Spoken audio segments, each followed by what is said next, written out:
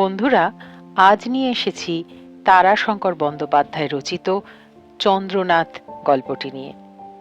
Circular রোডের সমাধি ক্ষেত্র হইতে বাহির হইয়া চন্দ্রনাথের কথাই ভাবিতে ভাবিতে বাড়ি ফিরিলাম। কত কথা মনে হইতেছে। দীর্ঘ এতদিনের জীবন ইতিহাসের মধ্যে কয়টি পৃষ্ঠায় চন্দ্রনাথ গভীর রাত্রির মধ্য গগনচারী কালপুরুষ নক্ষত্রের মতো দীপ্তিতে পরিধিতে প্রদীপ্ত ও প্রধান হইয়া আছে। কালপুরুষ নক্ষত্রের সঙ্গে চন্দ্রনাথের তুলনা করিয়া আমার আনন্দ হয়। ওই নক্ষত্রটির খড়গধারী ভীমকায় আকৃতির সঙ্গে চন্দ্রনাথের আকৃতির যেন একটা সাদৃশ্য আছে। এমনই দৃপ্ত ভঙ্গিতে সেও আপনার জীবনের কক্ষপথে চলিয়াছে। একদিন পিছনে ফিরিয়া চাহিল না, ক্ষণিক বিশ্রাম করিল না। যাহাকে কুক্ষিগত করিবার অভিপ্রায় তাহারে উন্মত্ত যাত্রা, তাহাকে আজও পাইল না। তবু সে চলিয়াছে। সঙ্গে সঙ্গে আরও একজনকে মনে পড়িতেছে, হিরুকে। চন্দ্রনাথ, হিরু ও আমি সহপাঠী। আরও একজনকে মনে পড়িতেছে, চন্দ্রনাথের দাদা নিশানাথ বাবুকে। কেমন করিয়া যে এই তিনজন একই সময়ে ক্ষুদ্র একটি গ্রামের মধ্যে আসিয়া পড়িয়াছিলাম বলিতে পারি না, কিন্তু বিস্ময় প্রকাশ করিব না। আগ্নেয়গিরি গর্ভের মধ্যে কল্পনাতীত বিচিত্র সমাবেশে যত কিছু প্রলয়ঙ্কর দাহ্য বস্তু সমাবিষ্ট হয় কি করিয়া, এও হয়তো সেই বিচিত্র সমাবেশ। ঘরে কেহ নাই। টেবিলের উপর টেবিল ল্যাম্পটা অকম্পিত প্রদীপ্ত জ্যোতিতে জ্বলিতেছে। আলোকিত কক্ষের মধ্যে একা বসিয়া চন্দ্রনাথ, হিরু ও নিশানাথকে ভাবিতেছি। সম্মুখেই দেওয়ালে বিলম্বিত বড় আয়নাটির মধ্যে আমারই প্রতিবিম্ব আমার দিকে চিন্তাকুল নেত্রে চাহিয়া বসিয়া আছে। অলিক কায়াময় ছায়া, তবু সে আমার এই স্মৃতি স্মরণে বাধা দিয়া তাহারই দিকে আমাকে আকর্ষণ করিতেছে। আলোটা নিভাইয়া দিলাম। মুহূর্তে ঘরখানা প্রগাঢ় অন্ধকারে ভরিয়া উঠিল। অতীতের রূপ এই অন্ধকার। আলোকিত যে দিবসটি অবসান হইয়া তমসা পারাবারের মধ্যে ডুব দিল, আর সে তো আলোকিত প্রত্যক্ষের মধ্যে ফেরে না। তাই অন্ধকারের মধ্যে তাহাকে খুঁজিতেছি। সে দেখা দিল। অন্ধকারের মধ্যে সুস্পষ্ট রূপ পরিগ্রহ করিয়া সম্মুখে দাঁড়াইল কিশোর চন্দ্রনাথ। দীর্ঘাকৃতি, সবল সুস্থ দেহ, নির্ভীক দৃষ্টি কিশোর। অসাধারণ তাহার মুখাকৃতি। প্রথমেই চোখে পড়ে চন্দ্রনাথের অদ্ভুত মোটা নাক। সামান্য মাত্র চাঞ্চল্যেই নাসিকা প্রান্ত স্ফীত হইয়া ওঠে। বড় বড় চোখ, চওড়া কপাল, আর সেই কপালে ঠিক মধ্যস্থলে শিরায় রচিত এক ত্রিশূল চিহ্ন। এই কিশোর বয়সেও চন্দ্রনাথের ললাটে শিরার চিহ্ন দেখা যায়। সামান্য উত্তেজনায় রক্তের চাপ ঈষৎ প্রবল হইলেই নাকের ঠিক উপরেই মধ্য ললাটের ওই ত্রিশূল চিহ্ন মোটা হইয়া ফুলিয়া ওঠে। সঙ্গে সঙ্গে হেডমাস্টার মহাশয়কে মনে পড়িতেছে। শীর্ণ দীর্ঘকায় শান্ত প্রকৃতির মানুষটি।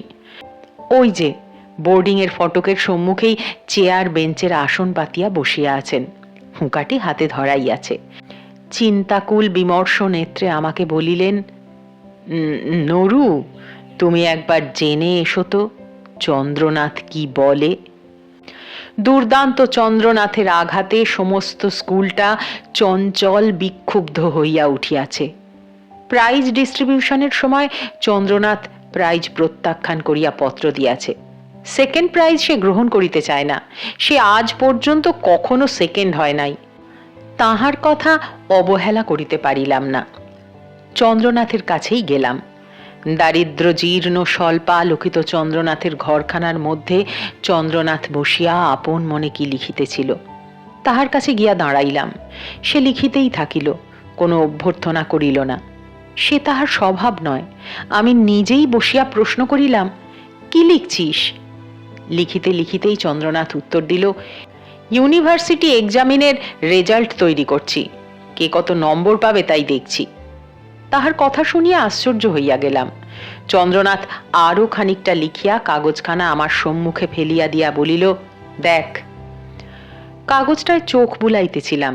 চন্দ্রনাথ বলিতেছিল, আমার যদি 550 কি তার বেশি ওঠে তবে স্কুলের এই রেজাল্ট হবে, মানে 2টো ফেল, অমিয় আর শ্যামা, তাছাড়া সব পাস হবে। আর আমার যদি 525-এর নিচে হয় তবে 10টা ফেল। তুই তাহলে 3rd ডিভিশনে যাবি। বেশ মনে পড়িতেছে। তাহার কথা শুনিয়া রাগ হইয়াছিল।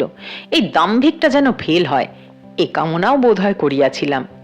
চন্দ্রনাথ হাসিয়া বলিল, তুই বোধ হয় রাগ করছিস, কিন্তু অনুপাতের আঙ্কিক নিয়মে যার মূল্য যতবার কষে দেখবে একই হবে।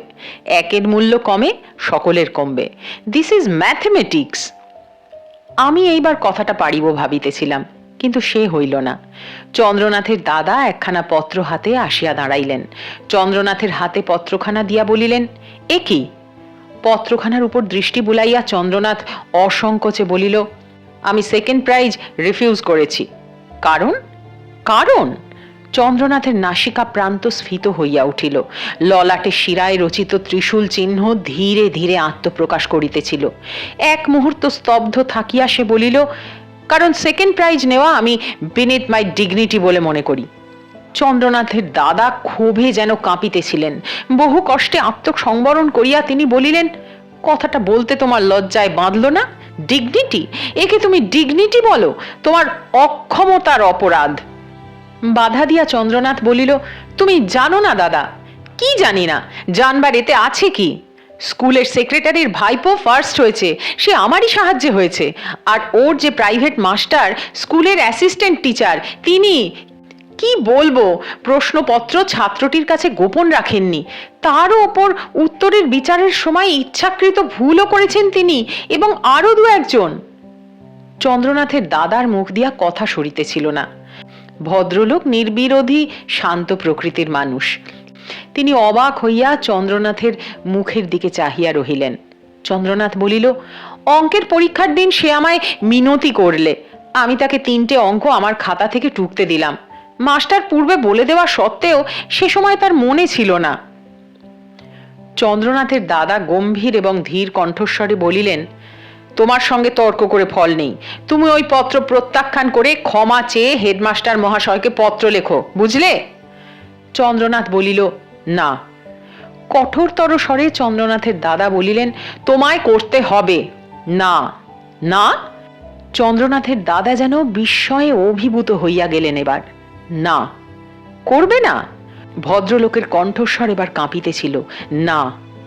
কিছুক্ষণ নীরবে দাঁড়াইয়া থাকিয়া চন্দ্রনাথের দাদা বলিলেন, তোমার বৌদি বলতো, আমি বিশ্বাস করিনি, কিন্তু তুমি এত দূর স্বাধীন হয়েছ। ভালো, আজ থেকে তোমার সঙ্গে আমার আর কোনো সংস্রব রইল না। আজ থেকে আমরা পৃথক। অবিচলিত কণ্ঠস্বরে চন্দ্রনাথ বলিল, বেশ। চন্দ্রনাথের দাদা নত শিরে নীরবে দাঁড়াইয়া রহিলেন। তিনি নিশ্চয়ই এই উত্তর প্রত্যাশা করেন নাই, বিশেষ এমন সংযত নিরুচ্ছ্বসিত কণ্ঠের উত্তর। আমি বেশ বুঝিলাম ভদ্রলোক আত্মসংবরণের জন্য বিপুল প্রয়াস করিতেছেন। দাঁতে ঠোঁট কামড়াইয়া তিনি দাঁড়াইয়াছিলেন। চোখের দৃষ্টিতে বেদনা ও ক্রোধের সে এক অদ্ভুত সংমিশ্রণ। এমন বুকে দাগ কাটা দৃষ্টি আমার জীবনে আমি খুব কমই দেখিয়াছি। এক মুহূর্তও যেন স্পষ্ট দেখিতে পাইতেছি। দাদা মুখ তুলিয়া সম্মুখের জানালার ভিতর দিয়া আখড়ার তমাল গাছটার দিকে চাহিলেন। কাকের কোলাহল চলিয়াছে সেখানে। তাহাকে দেখিয়া আমার বড় কষ্ট হইল। আজও এই অন্ধকারের মধ্যে আমি চোখ মুদিলাম। বোর্ডিংয়ে আসিয়া মাস্টার মহাশয়কে সংবাদটা দিতে গিয়া দেখিলাম তিনি তখনও সেই তেমনই এক চিন্তাকুল নেত্রে বসিয়া আছেন। আমাকে দেখিবা মাত্র বলিলেন, কি হলো নরু? সে কি বললে? তাহাকে অকপটেই সমস্ত বলিলাম। তিনি হুঁকাটি হাতে ধরিয়াই নীরবে বসিয়া রহিলেন। মাস্টার মহাশয় তামাক টানিতে টানিতে বলিলেন, আমি একবার যাব নরেশ। কি বলো তুমি? চন্দ্রনাথের কাছে? না না, পৃথক হবে কেন? না, ছি। আমি বলিলাম, না স্যার, আপনি যাবেন না। যদি কথা না শোনে? শুনবে না? আমার কথা শুনবে না? মাস্টার মহাশয়ের কণ্ঠস্বর উত্তেজিত হইয়া উঠিল। আমি উত্তর দিলাম না, নীরবে দাঁড়াইয়া রহিলাম। কিছুক্ষণ পরে মাস্টার মহাশয় বলিলেন, আমারই অন্যায় হলো। চন্দ্রনাথের দাদাকে না জানালেই হতো। না, ছি ছি ছি। আমি চলিয়া আসিতেছিলাম। তিনি আবার ডাকিলেন, তুমি বলছো নরেশ আমার যাওয়া ঠিক হবে না?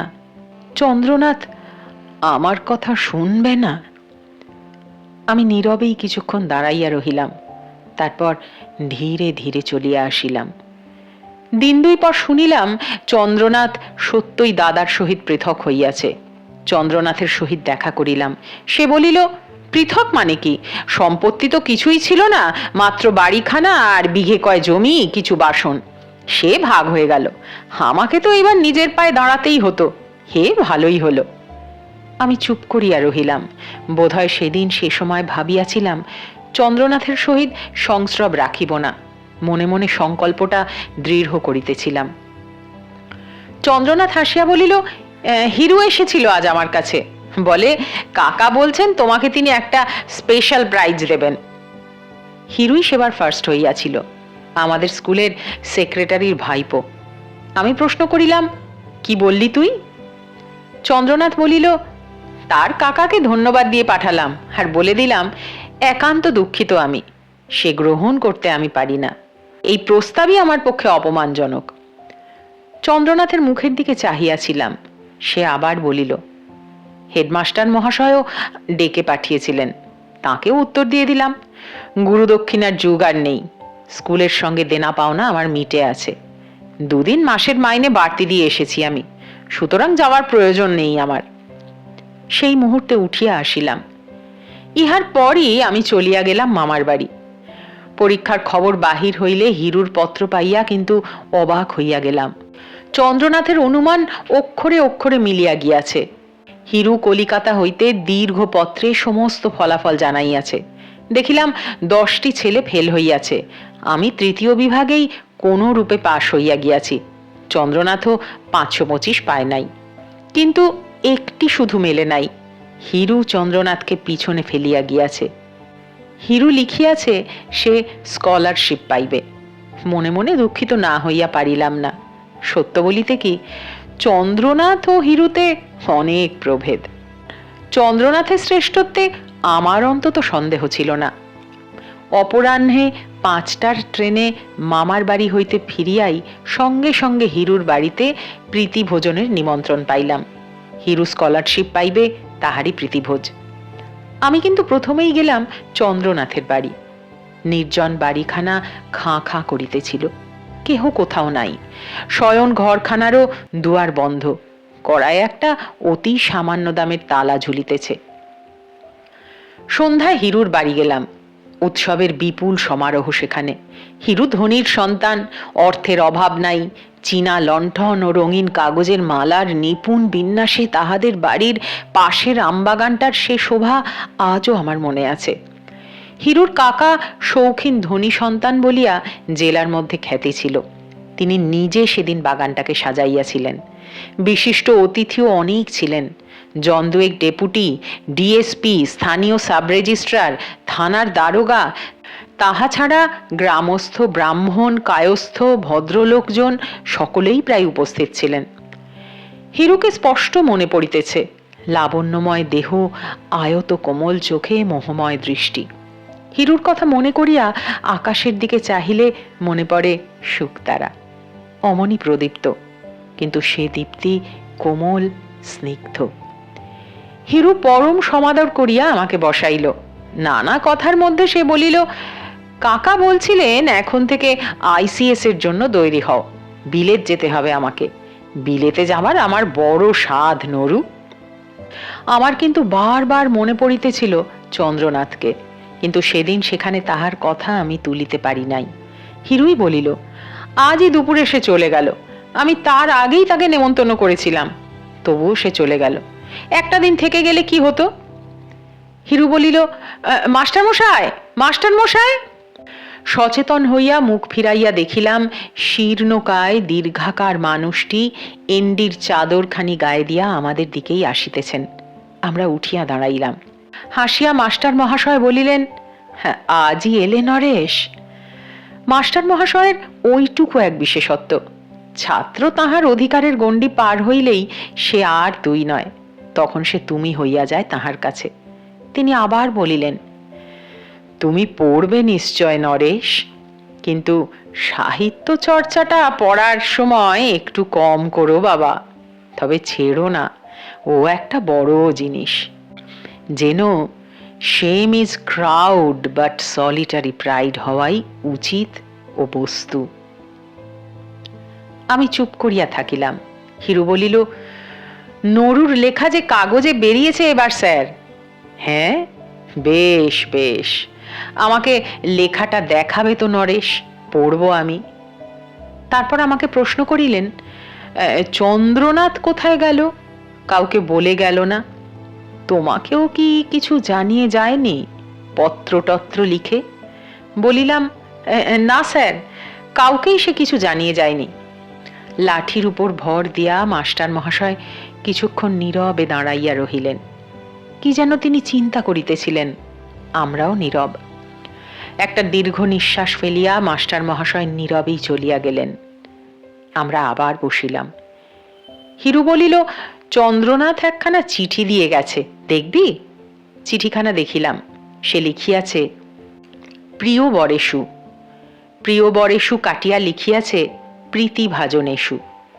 আজই আমার যাত্রার দিন, সুতরাং থাকিবার উপায় নাই, আমাকে মার্জনা করিও। তোমার সফলতায় আনন্দ প্রকাশ করিতেছি, কিন্তু একটা কথা বারবার মনে হইতেছে, এই উৎসবটা না করিলেই পারিতে। স্কলারশিপটা কি এমন বড় জিনিস? ভালোবাসা জানিবে। ইতি চন্দ্রনাথ। চিঠিখানা হিরুকে ফিরাইয়া দিলাম। হিরু বলিল, চিঠিখানা রেখে দিলাম আমি, থাক, এইটাই আমার কাছে তার স্মৃতিচিহ্ন। সে আবার প্রশ্ন করিল, আচ্ছা, কোথায় গেল সে? করবেই বা কি? সে যেন নিজেও এ কথা চিন্তা করিয়া দেখিতেছিল। উত্তর দিয়াছিলাম, জানি না। কিন্তু কল্পনা করিয়াছিলাম কিশোর চন্দ্রনাথ কাঁধে লাঠির প্রান্তে পোঁটলা বাঁধিয়া সেই রাত্রেই জনহীন পথে একা চলিয়াছে। দুই পাশে ধীর মন্থর গতিতে প্রান্তর যেন পেছনের দিকে চলিয়াছে। মাথার উপরে গভীর নীল আকাশে ছায়াপথ, পার্শ্বে কালপুরুষ নক্ষত্র সঙ্গে সঙ্গে চলিয়াছে।